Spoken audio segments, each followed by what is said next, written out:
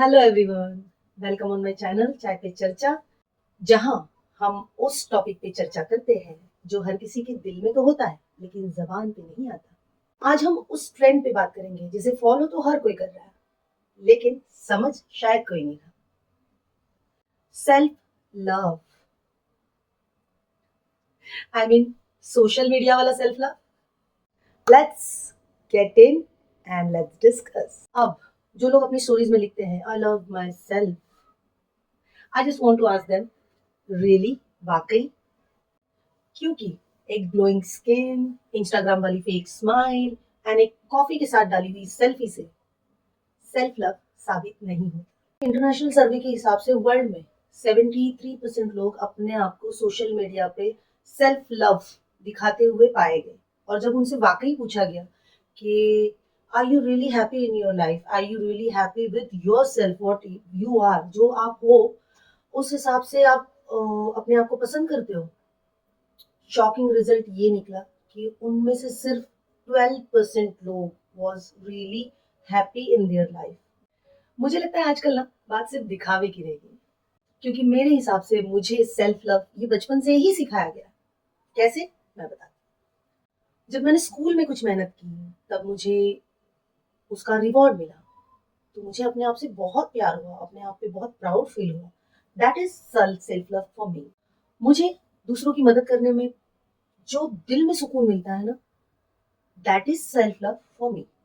मेरा कोई दोस्त या मेरा कोई रिलेटिव अगर वो मुसीबत में है और उस वक्त बिना कहे मैं उसका हाथ थाम लूं, that is self love for me.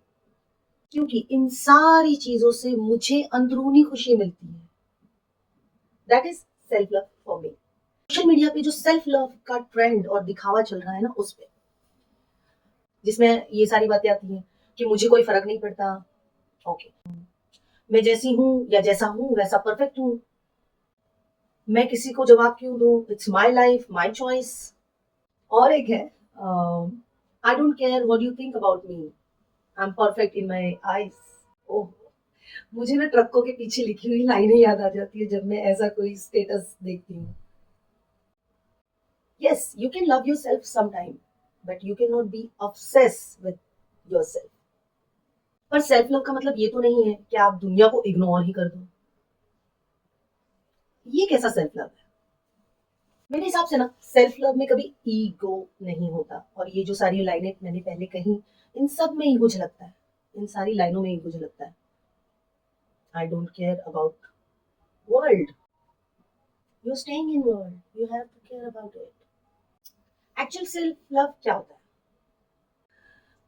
Sunday को स्किन केयर करना, ख्याल रखना जरूरी है अपना, माइंडफुल म्यूजिक सुनना, अंदर से ग्लो आएगा।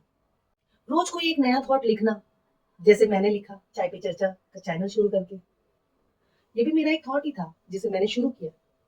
जिम जाना, अगर जिम नहीं जा पा रहे हो तो घर में वर्कआउट करना, खुद से, खुद की खुशी के लिए, खुद की मेंटेनेंस के लिए।